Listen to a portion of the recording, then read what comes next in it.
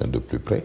Donc attendons de voir ce qui se dit. Mais le principe de la concurrence ou de la transparence ou le principe de, tout au moins quand il s'agit d'une concession, et encore une fois, je saute sur une autre revendication que nous avons en permanence, nous, du secteur privé national, où nous disons à chaque fois que nous devons concéder un bien public, à chaque fois que nous devons privatiser un bien public, l'État sénégalais doit impliquer son propre secteur privé national. Parce que c'est ça qui garantit notre souveraineté économique. C'est ça l'expression la plus forte de ce patriotisme économique.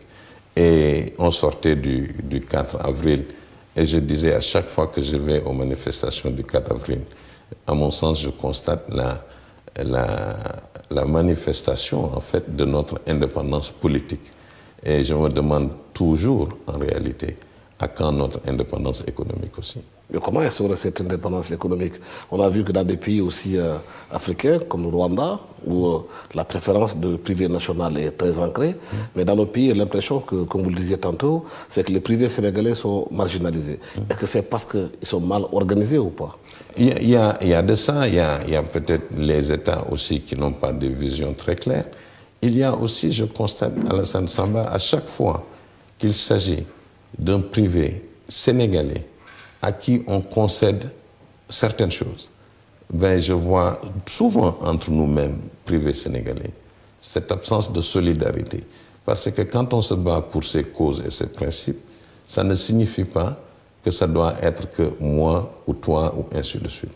Il faut accepter dans l'organisation de cela que des privés, bien sûr dans des conditions de transparence, de gouvernance, au moins où ça repose sur certains principes, que les privés sénégalais puissent accéder à des choses qui peuvent leur rendre riches aujourd'hui et demain pour qu'ils puissent investir dans le pays. Okay. Vous parliez de Rwanda, bien sûr, en Afrique du Sud aussi, il y a ce qu'ils appellent le Black Empowerment Law, où en réalité des secteurs stratégiques sont définis, où les Sud-Africains ont une priorité d'accès. Ben, il nous faut avoir le courage d'aller jusque là-bas, tout en invitant le privé international, c'est-à-dire l'investissement direct étranger, à venir au Sénégal par les réformes, par la stabilité, par toutes les autres choses où en fait le pays a besoin d'avoir de l'investissement massif. Il y a le modèle sud-africain, comme vous voulez le dire, il y a aussi le modèle indien, où personne ne peut investir en Inde aujourd'hui dans le secteur stratégique si les nationaux n'en font pas partie. Surtout qu'il y a une part qui est réservée aux nationaux. Et que c'est des réformes qu'il faut adapter ou bien voir comment les mettre en place. Non, moi je pense qu'il faut l'adapter. Nous avions eu à un moment, même dans nos discussions au sein du Conseil présidentiel de l'investissement, où nous ne parlions que de réformes. Il y a une année, il y a 2 ans, j'ai dit on peut parler de toutes ces réformes, d'accord. Les réformes peuvent être engagées, peuvent ne pas être mises à jour tout de suite, mais les discussions sur les réformes ont toujours été engagées dans ce partenariat public-privé. Mais aujourd'hui, je le disais il y a 2 ans, il était question aujourd'hui de définir avec l'État les conditions pour que le privé national accède au marché important. Il nous faut définir cela, il nous faut le mettre en œuvre. Nous l'avions dit tout le temps, c'est vraiment le moment, le temps, comme je dis, est à l'action. C'est prendre des actions concrètes dans ce sens pour le renforcement du privé. Vous parliez des pays africains, vous parliez d'Inde, mais même aux États-Unis, vous parliez de 4e licence tout à l'heure sur les infrastructures. Mais les étrangers ne peuvent pas venir contrôler des secteurs de la téléphonie parce que c'est une question de sécurité nationale. C'est une question trop sensible qui ne peuvent pas être laissés entre des mains étrangères. C'est un problème de sécurité nationale. Mais où est le problème? Est-ce que c'est un problème de volonté politique? Mais c'est une question de volonté politique. Ou bien c'est que nos gouvernants qui ont souvent dépendent de l'extérieur ou bien de lobby. Oui, c'est tout ça. C'est donc l'absence soit de volonté politique ou d'autres influences qu'il ne faut pas que ça existe ici. Nous ne pouvons pas être sous influence en permanence. Nous devons casser cela, nous devons sortir de cela. Est-ce que vous pensez que le nouveau président a les reins assez solides pour casser cette sorte de colonisation économique, comme vous le disiez? De toute façon, les voix se lèveront. Parce que si on regarde un peu le secteur même bancaire au Sénégal, la plupart des banques, c'est des banques françaises qui sont au Sénégal. Les banques sénégalaises, peut-être la BHS, quelques petites banques. Mais c'est les banques étrangères qui gèrent pratiquement l'économie du pays. Non, tout à fait. Bon, je ne veux pas dédouaner aussi complètement le privé national. Bon, ils ont aussi une responsabilité. Nous avons une responsabilité. Bon, mais il est évident de cette responsabilité, il nous faut avoir l'appui de l'État. Il nous faut développer plus de complexité avec l'État pour que ces différentes choses puissent être faites. Sinon, ben, on est tout le temps à la traîne.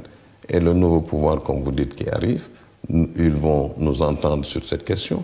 Nous avons reçu le président Macky Sall pendant la campagne électorale. Nous avons échangé sur ces questions. Il nous avait donné son engagement qu'il le ferait. Ben donc, il faut qu'on les laisse s'installer, les encourager pour qu'ils puissent mettre en œuvre ces différentes mesures attendues et nécessaires. Oui, Biden, comme vous le disiez tantôt, il faudrait que se s'installe Macky Sall pour qu'il puisse faire la réforme nécessaire. Mais comme l'économie sénégalaise, si on regarde un peu l'habitat aussi, c'est un des secteurs qui intéresse beaucoup les Sénégalais. On a constaté dans le domaine de la cimenterie que les cimenteries qui sont là, la plupart d'entre elles aussi, c'est des entreprises étrangères. Il y a pas, le privé sénégalais n'est pas présent dans ces secteurs-là aussi. Enfin, il y était au départ parce que Crémieux, nous pouvions dire qu'il est sénégalais, parce qu'il a tout le temps habité ici, et différents Sénégalais y étaient impliqués. Ils ont vendu. Aujourd'hui, en effet, bon, l'AIUS est un Sénégalais. Il est là depuis longtemps. Il a investi le secteur. Maintenant, c'est vrai qu'il y a le groupe V4 et il y a Dangote qui est en train de s'installer. Donc, bon, c'est un secteur important. Il y a de l'investissement, beaucoup d'investissement qui est en train de se faire dans ce secteur. Donc, nous attendons de voir. Et pourquoi le privé sénégalais aujourd'hui n'est pas présent dans ces secteurs qui sont quand même vitaux pour l'économie du pays, qui sont importants? Oui, mais je ne peux pas dire que l'AIUS n'est pas un privé sénégalais. Ah oui? Le ciment du Sahel. Oui. Donc, passons à notre question, M. Badiène. À titre d'exemple, par exemple, on a vu que Dapor, c'est une société qui devait s'implanter à l'aéroport, une sorte de filiale de Fraport, qui devait reprendre le service au niveau de Léopold Sédar Senghor. La presse a sorti des papiers en disant qu'aujourd'hui, que Dapor a été installé, a travaillé pendant pratiquement une année, a encaissé 2,6 milliards de francs CFA sans avoir fourni aucun service. Bon, ce que je sais, parce que les acteurs aéroportuaires qui aussi sont membres du Conseil national du patronat, ils avaient reçu il n'y a pas longtemps, il y a un mois ou deux, une lettre leur disant que maintenant ce n'est plus les aéroports du Sénégal qui gèrent la relation avec tous ceux qui sont sur la plateforme, mais c'est Fraport. Bon, et avec une lettre qui les sommait avec un format où il faut signer tout de suite ou ainsi de suite. Nous nous sommes réunis autour de cette question, nous nous sommes opposés, nous n'avions pas signé et donc nous sommes en attente de discussion sur ça. Nous avons refusé plus ou moins ce dictat de nous dire c'est tout de suite Fraport qui devait maintenant reprendre en charge les différents contrats sans discussion, sans explication. Parce que les gens parlent de Fraport, mais qu'il y a une filiale sénégalaise qui s'appelle Dapor et qui a touché 2,6 milliards de francs CFA pendant un an en exploitant la plateforme, mais sans que les gens puissent savoir quel est le service qui a été fourni. Les gens parlent d'enrichissement sans cause. Ah, vous êtes mieux informé que moi, Alassane. Je suis informé simplement du fait que nous avions reçu il y a à peu près un mois, encore une fois, une lettre des ADS nous disant nous sommes en réalité. Qu'il faut signer ici, à la fin de cette page, pour dire que les